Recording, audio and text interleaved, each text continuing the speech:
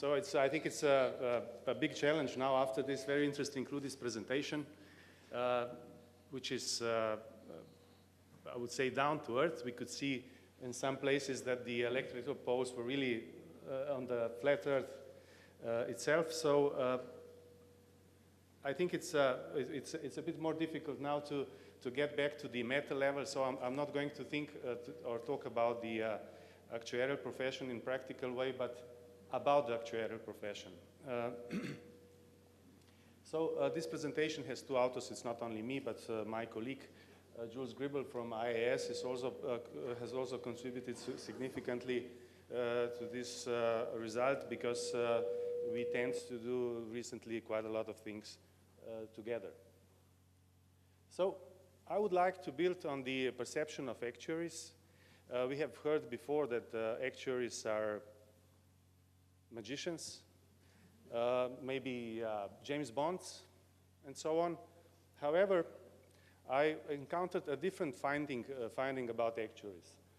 And maybe if you see what Society of Actuaries, the US Society of Actuaries said about actuaries, is that unfortunately, very few actuaries have both the quantitative skills and business savvy to analyze situations and create common sense strategic solutions, which I think is a challenge. And I think if we want, as a profession, add value, and only by adding value, of course, you have a reason to exist,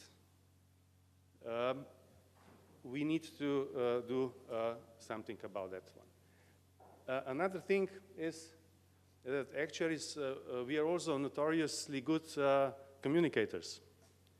So we are very good at explaining very complex things to, let's say, management boards, other people involved in the insurance business. And this is another, I would say, challenge that we need to overcome to really add value to our environment. So IAA says, of course, a lot of beautiful things about the role of actuaries in different fields and so on and so on. However, I find this important, and that is that actuaries apply unique skills and professional approach to solving complex problems. They advise on future risks, opportunities, and options across the diverse fields of industries. So to create value, we need to follow this definition, I believe. And we also need to understand, I think, that when dealing with people, the users of actuarial advice, it's also our responsibility to ensure that this actuarial advice is actually understood and effectively used. Because if this is not achieved, then all the technical expertise is actually in vain. Also, we need to provide advice that will help decision makers to decide, actually, at the end of the day, because that's what is important part here. Here, I would say from the bottom, so actuarial involvement should not be a compliance exercise. So you have actuaries because you need actuaries, at least 2 actuaries per insurance company. How many? It's not that important. The important part here is that actuaries need to add value, and value is obtained when the advice is given in a timely manner, when it's well understood, and of course it addresses the actual issues at hand. So this, I think, is an important thing. Another very important thing is that there are I would say, two facets to actuarial profession. So to be a proper actuary, you need to have certain technical skills, but there's lots of people with technical skills.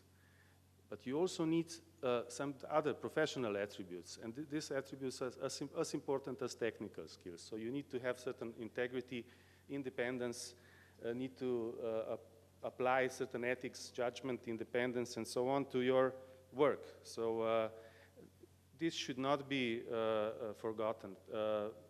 Both parts are equally important. It goes, I think, without saying that technical skills are absolute must. Without that, you cannot really provide relevant advice.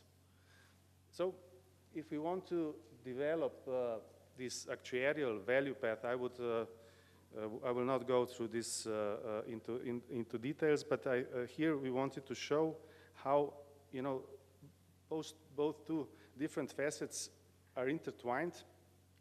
I would suggest reading it from the bottom up, because that's how it goes, although the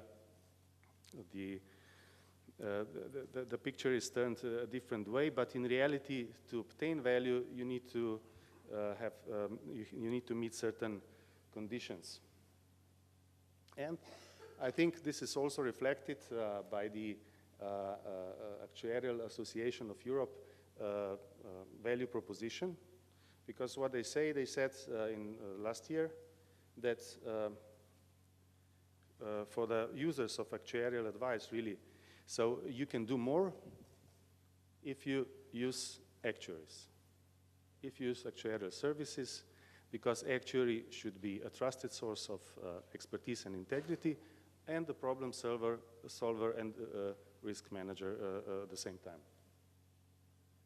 Now, this is about more or less about the present. This was about the present, the current situation, but I thought maybe I should add something about the future, about the opportunities, where the opportunities lie ahead. And I think we should promote ourselves as people who have certain level of holistic understanding of insurance business, the risks, and that we are aware of the risks regardless of taxonomy used. I put this down, why? Because, you know, in Solvency II regime, you have, Solvency II is based on certain risk taxonomy, and risks are dealt with quite explicitly. But maybe in this region, you still have Solvency I regime, but even in Solvency I regime, the actual risks are the same. Maybe they are not dealt with in the same manner, but implicitly, when you consider the requirements, the capital requirements, the actual solvency position of the company, you need to account for the same risks. So you should not just base your opinion on the numbers that are explicitly written in the legislation, but think about all the other aspects too. The other thing is that, you know, risks are, you deal with risks in explicitly, but on individual level, but plus you also need to consider the interactions between the risks.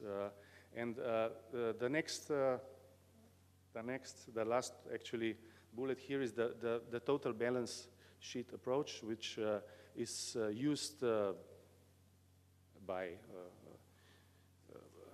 Solvency II directive, and also promoted by IIF, is something that I think should be the view that every actuary should have on the business of the insurance company. Of course, another opportunity I can see here is the the accounting getting more and more complicated. The IFRS 17 is coming, and I think there's a huge work ahead of us for the actuaries. So, I think actuaries are and should be facilitators which are helping to steer debate, to get to acceptable solutions. So we need to make ourselves available and also competent people who analyze the situation, who can analyze the situation, help define risk appetite, locate the issues, and also propose the solutions. So we should not be, somebody who just, finds a problem and say, you have a problem. How you deal with it, I don't care. And on the other hand, I think the inclusivity, which was also mentioned today, the to finding inclusive solutions, it's important that actuaries do not become an obstacle, So I cannot do anything because I don't have the data. Okay, you don't have the data, but still, maybe you should think about it. You should develop a way or put down an estimate on how much this sort of business company could do to still be on the safe side. You should form some opinion on that.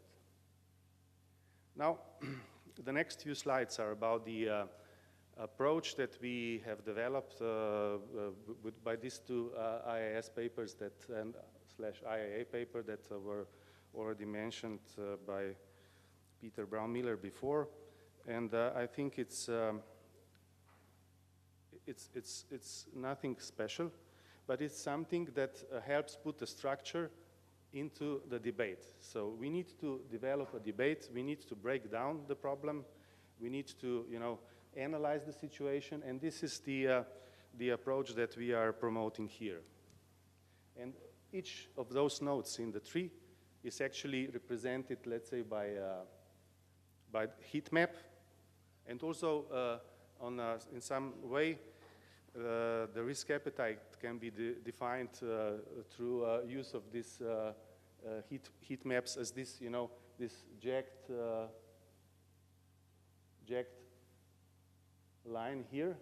So everything that is below the line is within our risk appetite. Everything above the line is not. Now,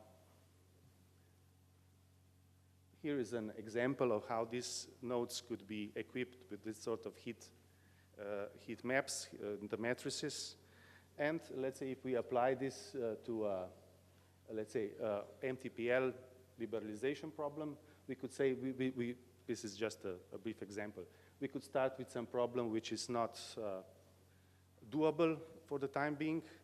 However, there is a political decision that was taken, and we need to go ahead. And what do we need to change to be able to go ahead? And that's the analysis, applying actuarial control cycle, and outcome after sort of certain level of risk mitigation, which could be done in a, let's say, short to medium term.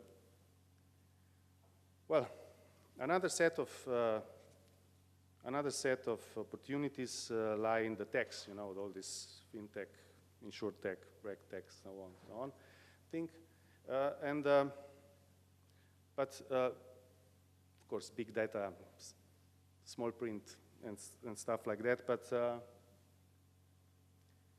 here are also some new, or I would say, existing but more pronounced challenges that lie ahead in relation to that things. And that is the, let's say, cyber risk in its many manifestations. Operational risks is now getting probably more prominent. Something that is, I think, worldwide issue, at least for, I would say, developed and certain amount of developing countries, that retirement income distribution, how this should be done with. And of course, there are significant changes in insurance environment also ahead of us. Self-driving cars, climate change, whatever, Internet of Things. So, the challenge number one should be how to develop the actuarial profession so that services can be better delivered. On the other hand, how to develop supervisors so that the actuarial services can be better used also. It's two sides of a coin.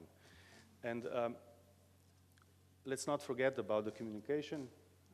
I think we should refrain, from creating some hermetic clans, which we also heard about, I think, today, and trying to, use tech lingo to scare away other people and show how important we really are, because nobody else understands what we do. So this is not a plus. I would say this is a minus. This sort of behavior is not, it's not improving the position of the actuaries in the society. So the holy grail would be, we heard today about the ideal actuary. There's several things written. I will not read them, but so we should realize the value, and that's the important part. We should understand that the total is a lot more than sum of parts, and to bring out the additional value, we should, you know, promote this total approach, total understanding of the issues that is really, I think, something that actuaries can bring to society. Just to maybe mention that we actually spend our time where our mouths are. I'll just mention the projects that we are working on within the International Association of Insurance Supervisors, and I think we try to be on track of what I said before. So, thank you.